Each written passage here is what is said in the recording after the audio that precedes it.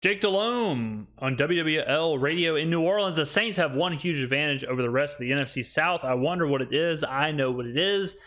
It's Derek Carr. It's the quarterback. The rest of the NFC South has a lot of turnover, and who the hell even knows with their quarterback situations. You're talking about Baker Mayfield. You're talking about Bryce Young. You're talking about Desmond Ridder. Maybe Bryce Young is going to be good. I don't know. But the Panthers don't know either, right? The Panthers are guessing. The Desmond Ridder situation, maybe he'll be good. Maybe not. Who the hell knows? The Saints at least know what Derek Carr can do. They at least know his floor.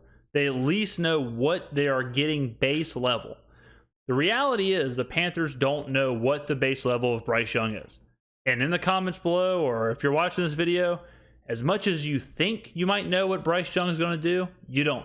We know what he did in Alabama, but we don't know what he's going to look like in an NFL game. We have absolutely no clue. Desmond Ridder, seen him in a very small window, so we have a little bit more of an idea, but the floor is still pretty low.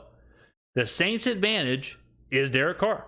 The Saints' advantage is that they are a year to 2 years ahead of the Panthers and the Falcons. The Buccaneers are going the opposite way. The Buccaneers are a year away from being really, really bad, right? Unless they make a drastic move in the draft or the offseason. Baker Mayfield is a bridge to whatever the future may be, but that's about it. So in a year, if Bryce Young is good, if Bryce Young turns out he can play, Panthers will be in a good spot. If in a year, Desmond Ridder takes some strides this year and kind of solidifies himself as their guy, the Falcons could be in a good spot.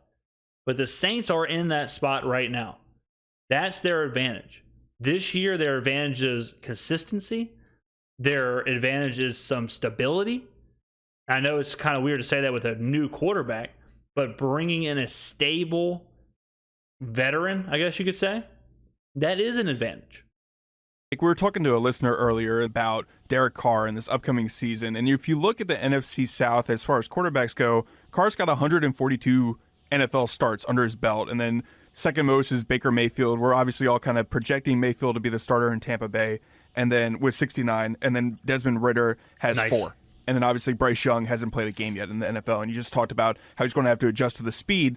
But how major of an advantage is that for the Saints to have a guy that has, at least a decade of experience under his belt and that doesn't have to adjust to, as you're saying, the speed of the NFL like a rookie like Bryce Young does? It's also a huge advantage because of where the Saints are. The Saints, like the Falcons roster, is very young. You look at Bijan, you look at Drake London, you look at Kyle Pitts, the team is young. The Saints are not. The Saints it's pretty much a full veteran roster. I mean, obviously you're going to have your young players, but the Saints have an average. They might have the oldest average team in the NFL. They're up there. So the Saints they're not, that's why I keep saying they're a year away, or they're a year ahead of schedule than the Panthers and the Falcons. The Saints they have to win now. The Saints are built to win now. They have too many veterans. You can't, if the Saints had Bryce Young, that would be a disaster because they would be all mismatched. By the time Bryce Young got up to speed, the players right now who are veterans and good would be falling off. So then Young would get up to speed while the rest of the team dropped. So the Saints, Carr coming in is perfect. Carr needs no time to develop and to learn the speed of the game and all that stuff. He's ready to roll. He needs to learn the offense, and then he's ready to roll. The rest of the team, ready to roll. So the fit is perfect. That's another huge advantage, is if Carr can kind of pick up the offense and the locker room and all that stuff, which I'm sure he'll be able to, then the team should be aligned and should all be ready to rise at the same time here. Oh, I think it's a huge advantage. Listen, I was a big believer in this Saints roster last year, and I just believe they had some injury issues. I just thought they had a really good roster, and I still think the job that Mickey has done is pretty remarkable, to be quite honest. And I've been happy. I've been expressing how happy I've been with Mickey Loomis this offseason. I trust Mickey. I said that 3 months ago. I trust Mickey with my life, and he did not disappoint me at all. They still have some good players. And if Lattimore, he missed a great deal of time last year. Can Michael Thomas come back? Because I think Chris Olave is a he's a budding star when you just watch him on film and watch him run routes. So there's a chance. Listen, this division's wide open. I think Atlanta has done some good things, but I still think there's time that they still need to add some more pieces, especially up front on the defensive line. Tampa, listen, I'm not so sure about Tampa, to be quite honest with you.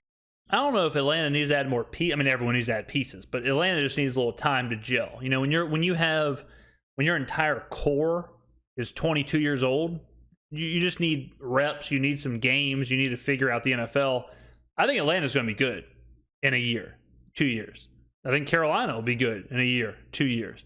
But they need that time. They need those growing pains. I think that this team could struggle.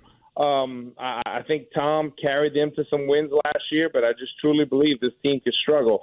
So I think the Saints have, the upper hand right now with the roster. Agreed. And certainly the veteran quarterback. It's just, can they stay healthy? And I'm hopeful Carolina, with this new staff, with some of these new players, and certainly Bryce Young. I mean, we all know it. I mean, I think I heard an interview with the defensive end, Hebert, from Cincinnati yesterday, and he said, look, I've loved Cincinnati my whole life. I'm from here. Now I'm playing here. We weren't good forever because we didn't have the quarterback. Now I've said this a million times. Cincinnati is the team I always use as an example. For my entire life, Cincinnati was a joke. Cincinnati was a laughingstock. They were always bad. Even when they had like Chad Johnson and TJ Houshmandzadeh and Carson Palmer, they were still whatever. They were still just kind of a mediocre team. They were abysmal to mediocre, but they were never really relevant. They get Joe Burrow, and they immediately become not just relevant, but Super Bowl contenders every year. AFC champion contenders every year, media darlings. They completely changed the entire fabric of the team. All of a sudden, you're seeing them in sweet uniforms, like the white uniforms, and they're on prime time, and it's a completely different atmosphere, a completely different culture, all because of the quarterback. That's it. I mean, it's just crazy what Cincinnati did. They are the poster child for how much a quarterback can affect a team. We have Joe Burrow, and we're good. So the quarterback makes all the difference in the NFL. I think we see that. Jake, you had a guy like Michael Thomas in Carolina and Muhsin Muhammad. And people were, Muhsin, he wasn't the fastest guy in the world. He wasn't, but, man, could he move the change for you?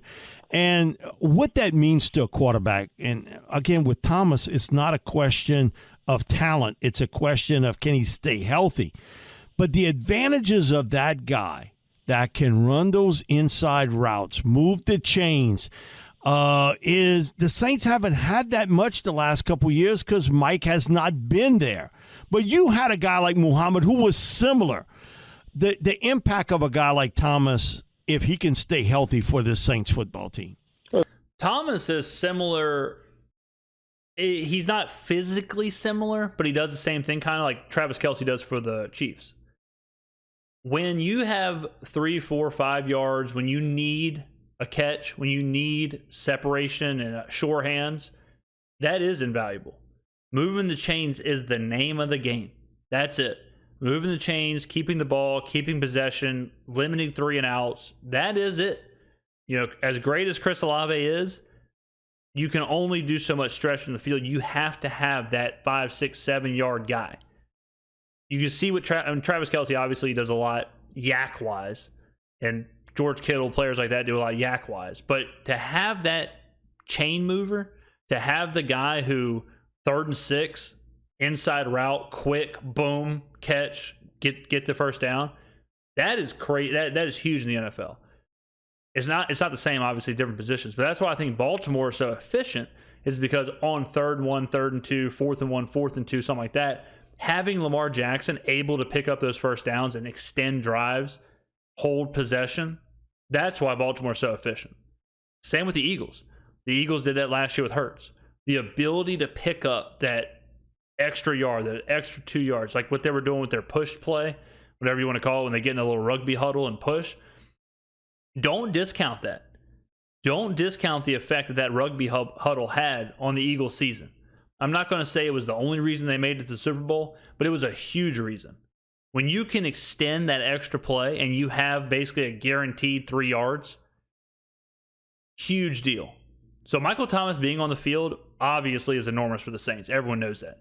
Even if he's not having the same kind of, S-tier best wide receiver in the NFL, offensive player of the year type season, if he's just out there and available and picking up those first downs and stealing coverage to free up Olave, huge. Michael Thomas, I'm not his biggest fan, but I do understand what he does on the field. And we are way better with him on the field.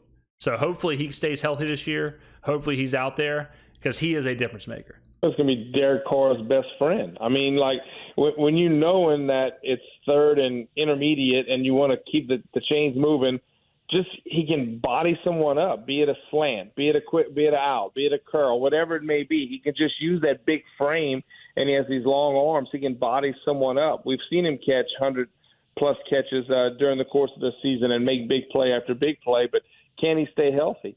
And if he can stay healthy, then you add Olave to Olave. I just think's a master route runner. It's like he's really good, just floating on air when he runs. When I watched film of him last year, so if he could add him along with the healthy Michael Thomas, that's very dangerous for the Saints, and that's going to make Derek Carr feel pretty darn good.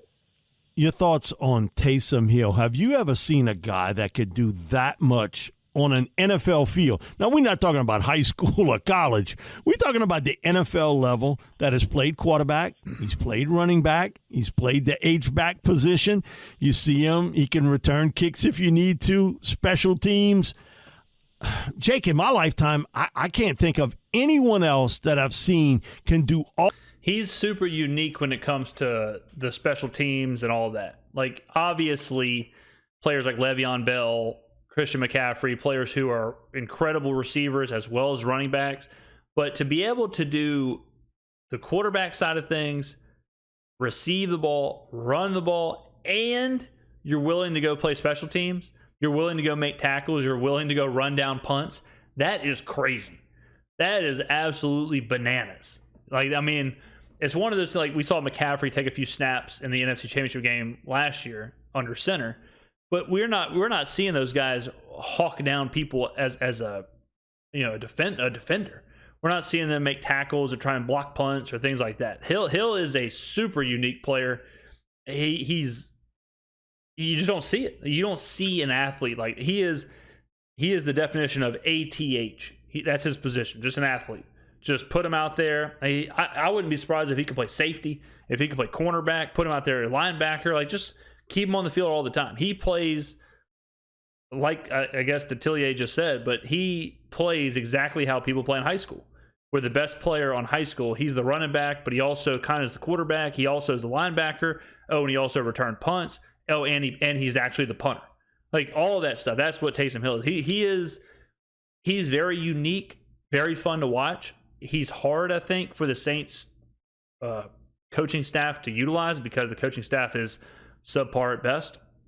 But if he was in the hands of a Kyle Shanahan or we saw what Sean Payton did with him, but if he was on those rosters, man, this guy, he's a special guy. All those things that good at the NFL level. He's not a full-time quarterback, but you could use him there, gadget plays or whatever, and that power run stuff that he does really well. He's an amazing athlete to watch. He's